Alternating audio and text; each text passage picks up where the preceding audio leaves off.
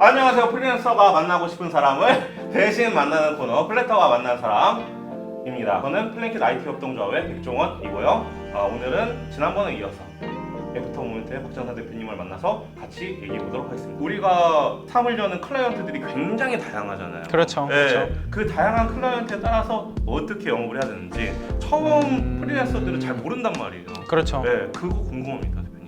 네. 사실 뭐 한 3가지 정도가 있을 것 같아요. 네. 뭐 중소기업이다. 네. 그다음에 뭐 조그마한 소규모 커머스다라고 하면 사실 아직까지는 그냥 직접 만나는 영업이 가장 좀 주가 되는 것 같고 이제 그런 분들은 직접 DM 보내서 뛰쳐가거나 아니면 만나야죠. 직접 소개권이나 아니면 미팅을 직접 요청해서 이제 실무자나 아니면 결정권자 급하고 직접 만나가지고 얘기하는 게 제일 좋은 것 같고 스타트업은 아무래도 좀 소개권이 많은 것 같아요. 그러니까 어떻게 보면 이게 셀프 브랜딩, 자기 브랜딩이잖아요. 그런 거 얘기하면서 이 책을 어느 날 대표님이 우리도 브랜딩 좀 해보자 이 책을 출판해 주셨는데 자기 브랜딩도 여기에 좀 관련돼 있는 것 같아요. 그렇죠. 넓게 보면 그럴 수 있겠죠. 넓게 보면 그렇고 그리고 브랜딩이라고 딱 했을 때 대표님들이 어디서부터 시작해야 되는지 실무를 어떻게 해야 되는지 모르는 경우도 굉장히 많거든요. 네, 그래서 대표님은 이 책을 왜 쓰셨는지 여기서부터 좀 궁금합니다. 네. 좀 짧게 설명을 하면 저는 이제 초반에 일을 할 때 되게 절박했기 때문에 클라이언트 한 분 한 분이 너무 소중했어요. 근데 그러다 보니까는 이제 클라이언트 사무실에 컴퓨터 들고 들어가는 경우가 굉장히 많았고 네. 이제 그렇게 같이 일을 하다 보면 회사의 온갖 디테일하고 그런 약간 질척거리는 부분들을 직접 경험할 수밖에 없잖아요. 그렇죠. 그런 이슈들을 매일매일 마주하고 있는데 그 해답을 찾기 위해서 저도 책이나 아티클이나 이런 걸 되게 많이 찾아봤겠죠. 근데 사실 어느 아티클에서도 실제로 대표님과 그 이사와의 네. 어떤 정치가 있고 라인이 서로 갈라져 있을 때 이거를 어떻게 조율을 해야 되는지에 네. 대해서는 알려주지 않는 거예요. 네. 근데 그러다 보니 네. 제가 현장에서 부딪히는 이슈와 책에서 말하고 있는 뭐 스타벅스나 나이키, 파타고니아 같은 그런 사례들이 너무 거리감이 좀 느껴지는 거죠. 그래서 이제 저도 제 나름대로 솔루션을 찾아야 되니까 현장에서 깨졌던 내용들을 브런치에다가 이제 아카이빙을 하기 시작을 했던 거고 이제 그게 어떻게 하다 보니 이제 브런치북 7회 브런치북에서 이제 상을 타게 됐고 네. 그래서 이제 책으로 출간이 됐던 거예요. 대상 타셨잖아요. 아 그럼요. 네. 네. 이 책이 저는 진짜 좋았거든요. 아 정말요? 네, 너무 좋았는데 뭐냐면 브랜딩이라고 하면 보통 그냥 로고 만들거나 막 그런 식으로 생각하는데 여기서는 사내 문화라든지 영업이라든지 그런 것까지 쭉 다 다룬단 말이죠. 대표님이 생각하는 브랜딩이 뭔지 좀 궁금해요. 네.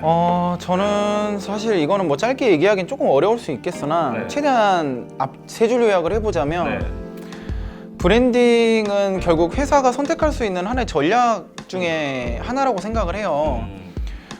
브랜딩이 뭐 요즘 회사에서 필수다 이런 말이 있는 경우들이 되게 있잖아요. 근데 그거는 이제 그냥 말이 그렇다는 얘기고 예를 들어 오뚜기가 있고 뭐 농심이 있어요. 근데 이제 뭐 신라면 먹던 사람을 다 뺏어와서 진라면 먹게 하자. 사실 이거는 비교 우위를 점하는 거잖아요. 네. 그러니까 결국 업계에서 이리 찍자. 이 고객 다 우리가 데리고 와서 이런 것도 하나의 그 영업 전략이거든요. 그냥 네. 생존 전략 중에 하나인 거예요. 네. 이게 꼭 브랜딩이 됐다라고 해서 사람들이 그렇게 오는 게 아니거든. 네. 그리고 뭐 우리가 이제 흔히 알다시피 뭐 마약 베개나 뭐 퓨어썸 약간 네. 그런 뭐 샤워기나 네. 이런 것들도 브랜딩이 딱히 됐다라기보다는 일단 마케팅의 승리죠. 그렇죠. 마케팅의 승리라서 네. 그게 뭐 진짜 몇백억, 몇 천억씩 뭐 이렇게 매출을 찍고 사실 네. 그러는데 돈을 버는 것과 마케팅이 꼭 상관관계에 있지는 않는 것 같아요. 마케팅은 그냥 저 수많은 브랜드들 중에서 우리 딱 요만큼 만들어서 깃발 꽂고 우리 팬들 모아가지고 네. 이렇게만 같이 가고 싶다라고 시작을 하는 약간 그런 의지인 것 같고 그래서 브랜딩은 크게 이런 것 같아요. 대표님의 브랜딩과 실무자의 브랜딩이 따로 있는 것 같다고 네. 생각을 해요. 네. 대표님은 일단 우리 회사를 처음 만든 사람이고 그 다음에 이것이 어떤 식으로 발전해 나가야 될지 어떤 방향성을 알고 있는 사람이잖아요. 그럼 사실 메시지를 만들어 줘야 돼요.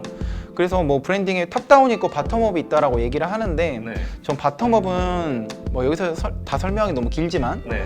굉장히 복잡하고 어려운 프로세스라고 생각을 하거든요. 그리고 이거를 A to G를 다 해본 사람도 굉장히 드물고 그래서 대부분의 회사에서 브랜딩은 다 탑다운으로 떨어질 거예요. 저는 브랜딩은 업무의 기준이라고 생각을 해요. 그래서 사실 뭐 브랜딩을 할 때 우리가 소위 로고를 만들고 가이드를 내고 이거는 그냥 그 디자인 업무 중에 하나일 뿐인 것이고 마케팅에서도 당연히 브랜딩을 하는 거고 네. 영업 쪽에서도 브랜딩을 해요. 근데 이 브랜딩이라는 게 없던 업무가 갑자기 뚝 튀어나오는 게 아니라 그냥 하던 업무 계속 하는 건데 그 기준이 달라지는 거죠. 애프터 모멘트가 일하는 방법에 대해서 궁금해할 수밖에 없거든요. 근데 그게 저는 책에는 다 못 담은 이야기라고 생각을 했어요. 아 그렇죠. 네, 사실 이 네. 얘기는 네. 그러니까 실제로 일을 하다 보면 그렇게 이상처럼 잘 되지 않아요. 그러니까요. 그냥 네. 만들어달라는 대로 네. 만들 수도 네. 있고 네. 되게 여러 가지 이슈들이 생기죠. 하지만 최대한 제가 이제 미팅을 하잖아요. 근데 미팅을 할 때 조금 공을 들이려고 노력을 해요. 네. 뭐 한 번에 되진 않으면 네. 뭐 두세 번씩 더 미팅을 하고 많은 직원들과 함께 워크숍을 진행을 하면서 또 대표님은 엄청 쪼죠. 대표님한테 아니면 그 실무 담당자를 엄청 쪼아요. 그래서 궁극적으로 만들고 싶은 게 뭐냐, 그리고 내세우고 싶은 게 뭐냐. 사실 대표님 입장에서는 우리 사업체가 얼마나 사랑스럽겠어요? 그러니까 모든 게 다 장점이야. 새끼손가락도 막 예쁠 거 아니야? 그러니까 이런 사업체에서 장점을 하나만 꼽으라고 하는 거 굉장히 어려운 일이거든요. 어렵죠. 어려운 일이에요. 네. 근데 이제 그거를 뽑아내지 못하면 사실 제가 디자인을 할 수가 없어요. 물론 5가지 손가락 중에 하나만 뽑았다고 쳐요. 네. 근데 이걸 뽑았다고 해서 4개를 하지 말라는 얘기는 아니거든요. 그렇죠. 네. 근데 어필을 하려면 어필 포인트라는 게 존재해야 되고 그렇죠. 그러니까 기준이라는 게 있어야 되는 거고 그러니까 나머지가 약간 네가 중심이고 너네들은 약간 곁다리에 있어. 그러니까 이런 위계가 존재해야 되는 건데 이 대표님 입장에선 다 사랑스러운 거야. 우리 진짜 서비스 너무 좋고 우리는 진정성도 있고 품질도 좋고 가격 경쟁력도 있고 너무 사랑스럽잖아. 네. 그러니까 하나만 정하라고 이제 쪼는 거예요. 이제 그러면서 이것만 해라 딱. 그러면서 이제 되게 많은 대화를 하는 것 같아요. 그냥 필연적으로 일어나는 회사의 실험 중에 하나다라고 받아들이시면 되게 좋을 것 같습니다. 그럼 애프터 모멘트한테 이제 외주를 준다. 만약에. 하나의 실험을 하는 거죠. 네, 한다면 이제 어떻게 보면 기준을 잡아주는 일부터 시작을 한다. 그렇죠. 그런 거죠? 네. 일단 저랑 3개월 네. 동안 일을 해도 이게 결과치가 다 나왔어요. 네. 근데 그럼에도 불구하고 3개월 끝나고 또 바꿀 수도 있어요. 네. 근데 이제 저랑 만약에 하게 되면은 그 한 가지 메시지를 잡는다고 했잖아요. 거기에 대해 실험을 해보는 거예요. 그래서 이게 진짜 됐는지 안 되는지를 한번 네. 보는 거고 네. 사실 제가 하고 있는 브랜딩은 어떻게 보면 그 대표님이 만들어야 될 메시지 단계라기보단 이제 그 중에 하나를 그냥 실험하는 약간 프로젝트라고 생각하시면 좋을 것 같아요. 네. 그러면은 이제 대표님이 앞으로 향후 계획이 좀 궁금해요. 어떤 식으로 이제 사업을 진행해 나가실 건지 그런 게 되게 궁금하거든요. 네. 뭐 사실 이거는 지금도 하고 있는 고민이라 일단 지금은 제가 하고 있는 이 애프터 모멘트에 좀 충실하고 싶고 네. 근데 대신에 그런 건 있어요. 이게 에이전시 모델로 계속 성장을 하다 보면 언젠가는 결국 인력을 갈아놓고 그 순수익을 내기 위해서 비용을 줄여야 되는 약간 이런 식으로 갈 수밖에 없을 거예요. 네. 규모가 커질수록. 네. 사실 이제 내년에 좀 진행을 할 때는 애프터 모멘트에 좀 팬층을 만들고 싶어요. 찐팬들. 네. 그래서 이 찐팬들과 함께 네. 저희가 또 직접 발행하는 약간 네. 오리지널 컨텐츠들로 이렇게 그 컨텐츠로 인해서 네. 이걸 좋아하시는 클라이언트들이 좀 들어오고 사실 그랬을 때 좀 주도권을 가져가기도 되게 쉽고 그러기 때문에 네. 또 그래야 제가 재밌게 할 수 있는 것 같아요. 재밌게 일할 수 있는 어떻게 보면은 판을 만드는 거네요. 그럼요. 네. 제가 하고 싶은 거를 또 해야 네. 퀄리티도 또 좋아지고.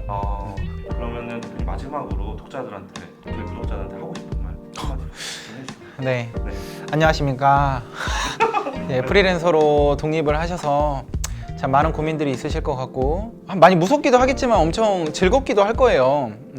스스로 이렇게 뭔가 내 삶을 개척해 나간다는 것 자체가 굉장히 멋진 시도인 것 같아요. 그리고 어떤 선택을 하든 간에 틀린 선택은 없다라고 생각을 하거든요. 항상 지금 그때의 내 선택은 항상 나에게 최선이었을 것이고 그렇기 때문에 지나고 났을 때 괜히 내가 이전에 했던 선택에 대해서 후회하지 않았으면 좋겠어요. 그냥 끊임없이 그냥 미래를 보시면서 좀 나아갔으면 좋겠고 그 다음에 이게 프리랜서 하다 보면 가장 많이 부딪히게 되는 게 자괴감이에요. 그리고 자기 우울감에 자꾸 빠지게 되고 왜냐면 이 모든 게 다 내 책임이기 때문에 뭔가 돈이 안 벌리고 클라이언트가 안 잡히고 컨텐츠가 안 터지는 게 다 내 잘못 같고 내가 뭔가 문제가 있어서 자꾸 안 되나라는 생각이 자꾸 들 거예요. 전 프리랜서 분들에게 해드리고 싶은 얘기는 오늘을 견뎌내는 힘이 있었으면 좋겠어요. 그냥 그게 그 치맥이든 아니면 킥복싱을 배우시든 한강을 뛰든 어떤 방식이든 상관이 없으니 그냥 오늘을 견뎌내는 힘을 잘 갖추시는 것을 추천드립니다. 사실 아주 거지 같은 하루를 보냈어도 그냥 자고 일어나면 또 내일이 시작되거든요. 네, 그렇기 때문에 여러분들의 잘못으로 뭔가 안 되는 게 아니에요. 그 정도로 여러분의 잘못으로 세상이 이렇게 뭔가 안 될 만큼 여러분들이 그렇게 대단한 사람이 아니거든요. 그렇기 때문에 그냥 우리는 다 우주 왕먼지다 라고 생각을 하고 오늘 내가 이 컨텐츠 올렸는데 안 터졌어. 그러면 이 악물고 내일도 올리세요. 그냥 그걸 견뎌내는 힘이 더 중요한 것 같아요. 그래서 프리랜서 분들에게 해드리고 싶은 얘기는 이것이었습니다. 너무 좋은 말씀 감사합니다. 네. 와. 네.